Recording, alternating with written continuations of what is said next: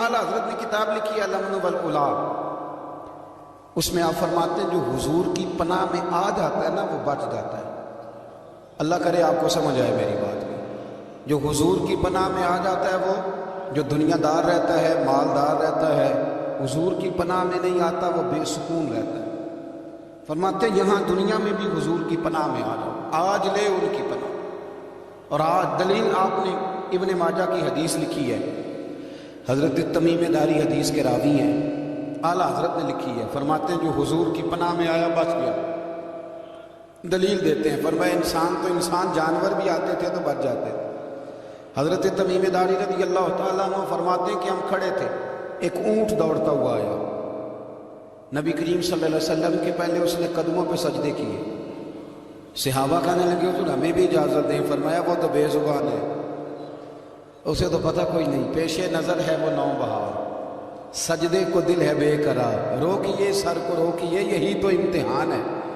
فرمایا اسے کیا پتا، تم تو مکلف ہو شریعت کے، تمہیں اجازت نہیں ہے۔ اور اعلیٰ حضرت نے 2 ٹوک لکھا ہے، فرمایا سوائے خدا کے کسی کو تعظیمی سجدہ بھی حرام ہے۔ یہ نوٹ کر لیں میری بات۔ اور اعلیٰ حضرت نے فتاوی رضویہ میں لکھا ہے کسی قبر پہ جاؤ تو 4 ہاتھ دور کھڑے رہو، اللہ کرے آپ کو سمجھ آئے۔ کتنے ہاتھ ہیں؟ 4 ہاتھ دور کھڑے رہو، سورۃ فاتحہ پڑھو، درود شریف پڑھو، جس قبر پہ گئے ہو ان کی روح کو اصال ثواب کرو، ان کے وسیلے سے دعا مانگو۔ اعلیٰ حضرت فرماتے ہیں قبر کو سجدہ بالاتفاق حرام ہے، طواف قبر کا کرنا بالاتفاق حرام ہے، بوسہ لینے میں اختلاف ہے کہ جائز ہے کہ ناجائز ہے، لیکن بوسے سے بھی چونکہ شک پڑتا ہے تو فرماتے ہیں احمد رضا کی رائے یہ ہے کہ بوسہ لینے سے بھی بچا جائے۔ وہ آ گیا تو اس سے اگلی باتیں کرتا ہے، بس خاموش رہے، باادب رہے اور پیچھے رہے۔ تو حضرت تمیم داری کہتے ہیں یہ حدیث اعلیٰ حضرت نے لکھی ہے الامن والاولا میں، فرماتے ہیں کہ اونٹ نے پہلے سجدہ کیا، قدم چومے، پھر اس نے حضور کے کان میں کوئی بات کہی۔ روزے دے دوالے نے غلاماں دیاں ٹولیاں، ایک پیا سندا ہے کروڑاں دیاں بولیاں، یعنی اونٹ نے بات کی تو حضور نے وہ بھی سن لی۔ اعلیٰ حضرت کہتے ہیں جو پناہ میں آتا ہے بچ جاتا ہے۔ کہتے ہیں رسول کریم نے نا اونٹ کی پشت پہ ہاتھ پھیرا اور اللہ کے محبوب فرمانے لگے فکر نہ کر، اب تو آ گیا ہے نا تو جیسے تو کہے گا ویسے ہی ہو جائے گا، جیسے تو کہے گا ویسے ہی۔ ابن ماجہ میں موجود ہے، پر میں چونکہ فاضل بریلوی رحمۃ اللہ علیہ کی کتاب سے پیش کر رہا ہوں الامن والاولا سے، تو میں اسی انداز میں پیش کر رہا ہوں جس انداز میں وہاں ہے۔ حضرت تمیم داری کہتے ہیں کہ ہماری سمجھ میں بات کوئی نہ آئی، تھوڑی دیر گزری تو کچھ لوگوں نے ہاتھوں میں رسیاں پکڑی ہیں، خنجر پکڑا، دوڑے آئے، یا رسول اللہ یہ ہمارا اونٹ ہے۔ حضرت تمیم داری کہتے ہیں میں نے دیکھا کہ جب وہ آ گئے نا خنجر لے کے تو اونٹ حضور کے پیچھے چھپ گیا۔ آج لے ان کی پناہ، آج مدد مانگ ان سے، وہ حضور کے پیچھے چھپ گیا۔ تو کہتے ہیں کہ نبی کریم صلی اللہ تعالیٰ علیہ وسلم نے فرمایا کیا مسئلہ بھائی؟ یا رسول اللہ ہمارا اونٹ ہے، ذبح کرنے لگے تو دوڑا ہے۔ تو حضور فرمانے لگے وہ تو تمہاری شکایت کر رہا ہے۔ وہ کہتا ہے یا رسول اللہ میں نے برسوں ان کی نوکری کی، برس میں نے بڑی نوکری کی۔ صحیح کہتا ہے یا رسول اللہ؟ ٹھیک کہتا ہے حضور، اب بوڑھا ہو گیا ہوں، تھوڑا زیادہ بوجھ نہیں اٹھا سکتا تو مجھے ذبح کر کے کھانا چاہتے ہیں، میں مرنا نہیں چاہتا۔ نبی کریم فرمانے لگے اچھے لوگ یہ صلہ دیتے ہیں؟ انہوں نے عرض کی حضور آپ حکم کر دیں، ہم اس کو چھوڑ دیتے ہیں یا رسول اللہ، نہیں ذبح کریں گے، خدمت کریں گے۔ حضور فرمانے لگے نہیں، اب میرے پاس آیا ہے نا، اب میں نے واپس نہیں کرنا، آج ہو گیا ہے، آج لے ان کی پناہ، آج مدد مانگ ان سے، آج ہو گیا یا رسول اللہ پھر رکھ لیں۔ حضور نے فرمایا نہیں بھائی پیسے بتاؤ کتنے؟ یا رسول اللہ نہیں کچھ نہیں۔ نبی کریم علیہ السلام نے فرمایا نہیں بتاؤ کتنے، بتاؤ کتنے؟ انہوں نے کہا حضور ایک دفعہ ریٹ لگایا تھا تو 100 دینار لگا تھا۔ حضور نے فرمایا بلال دے دو 100 دینار، 100 دینار دے دیا۔ اعلیٰ حضرت فرماتے ہیں دیکھو ان کی پناہ میں آنے کی برکتیں کتنی ہیں۔ ان سے کہا تم جاؤ، وہ چلے گئے۔ حضور نے پشت پہ ہاتھ پھیرا، فرمایا جا تو آزاد ہے۔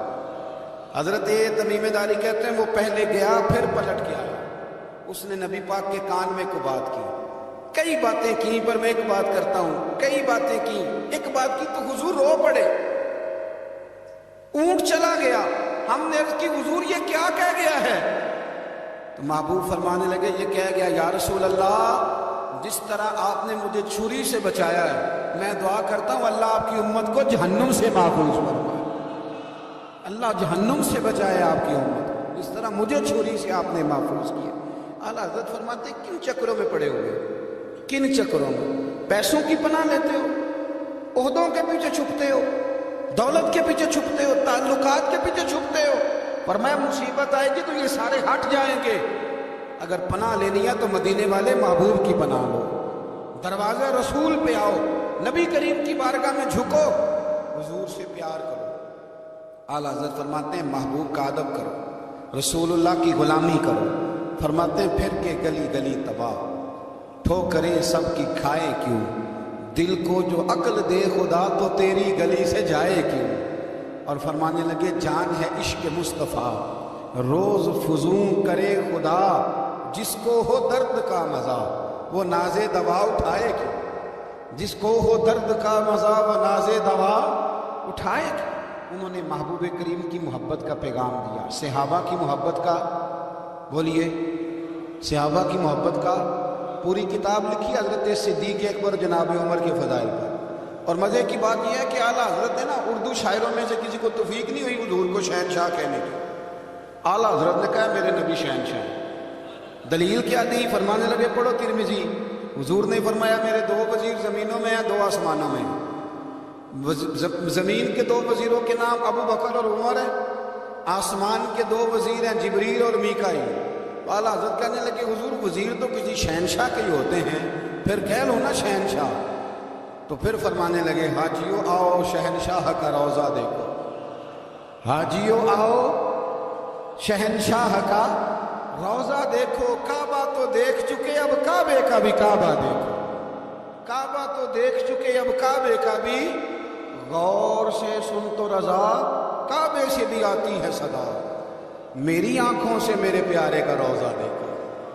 اعلیٰ حضرت نے ساری زندگی اور صحابہ کرام کی بات کی، اہل بیت کی بات کی، اولیاء کی بات کی، صوفیاء کی بات کی، دفاع کیا سب کا، سب کے شانوں میں لکھا، امت کو بتلایا کہ اپنے بزرگوں سے جڑے رہو گے تو بچے رہو گے۔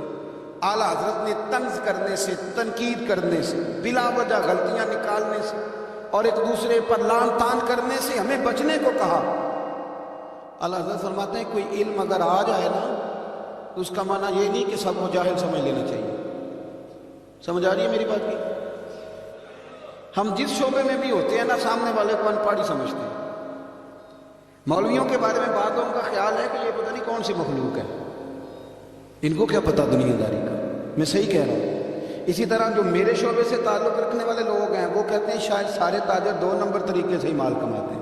یہ ہو نہیں سکتا، ایسا ہو نہیں سکتا۔ ہمیں نا دوسروں کی اہمیت کی خبر رکھنی چاہیے۔ ہمیں ایک دوسرے سے پیار، ہم طنز کرتے ہیں، تنقید کرتے ہیں۔ فاضل بریلوی منع کرتے تھے، آپ فرماتے ہیں یہ طریقہ درست، ہم جب غلطیاں نکالنے پہ جاتے ہیں تو معاذ اللہ اتنا اوپر بن جاتے ہیں کہ معاذ اللہ ثم معاذ اللہ، اللہ رسول تک پہنچ جاتے ہیں۔ اعلیٰ حضرت کے زمانے میں ایک شخص نے کہہ دیا نبی پاک کا خیال آئے تو نماز ٹوٹ جاتی ہے۔ عقل ہے نا جی، جہاں مرضی لے جاؤ۔ وہ کہنے لگا جی میں نے خالص اللہ کے لیے پڑھنی ہے نا فلسفہ جی، نبی پاک کا خیال آئے تو نماز ہے۔ اعلیٰ حضرت فرمانے لگے تو بڑا ہی پاگل ہے، جب تو کہے گا السلام علیکہ ایھا النبی، خیال آئے گا کہ نہیں؟ فرمانے لگے تو بڑا ہی نادان ہے، جب تو کہے گا اللہم صلی علی محمد وعلی، خیال آیا کہ نہیں آیا؟ فرمانے لگے تو نبی پاک کی بات کرتا ہے، نماز میں تو ابا اماں کا بھی خیال آتا ہے، ربنا اغفر لی والدیّ۔ فرمانے لگے ربے کے خیال سے نہیں ٹوٹتی تو مدینے والے کے خیال سے کیسے ٹوٹ گئے؟ فرمانے لگے بڑا ہی بیوقوف ہے تو۔ اعلیٰ حضرت فرمانے لگے تو کہتا ہے حضور کا خیال آئے تو ٹوٹ جاتی ہے۔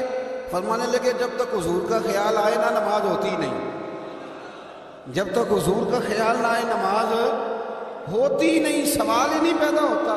لوگوں نے کہا جناب وہ کس طرح؟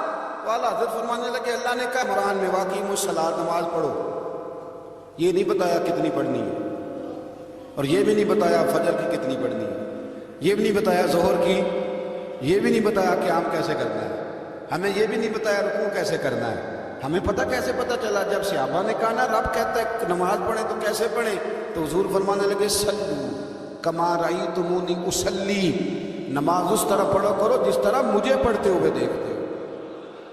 تو کہا یہ تو کیسی عجیب بات کر رہا ہے کہ نبی کریم صلی اللہ علیہ وسلم کا خیال آئے۔ اور پھر بڑی مزیدار بات، ایک شخص نے اعلیٰ حضرت سے آ کے اس زمانے میں ایک آریہ مذہب ہوتا تھا، اب اللہ کا شکر ہے وہ کوئی نہیں، اب ویسے جو بڑے نئے نئے مذہب نکل آئے ہیں، جو آدمی جتنا پڑھ جاتا ہے معاذ اللہ وہ ایک نئی بات ہی شروع کر دیتا ہے، اور جو انوکھی بات کرے اس کے پیچھے رش بھی زیادہ ہو جاتا ہے، سٹائل ذرا ہٹ کے ہو نا جی تو ذرا ماحول جلدی بن جاتا ہے۔ تو وہ آریہ مذہب تھا، تو وہ ایک آریہ آ گیا اعلیٰ حضرت کے پاس، آ کے کہنے لگا کہ فرض کی اہمیت زیادہ ہے کہ سنت کی؟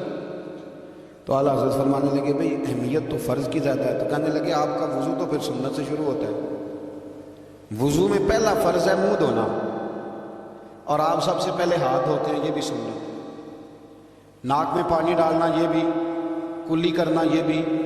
میری بات کی سمجھ آ رہی ہے؟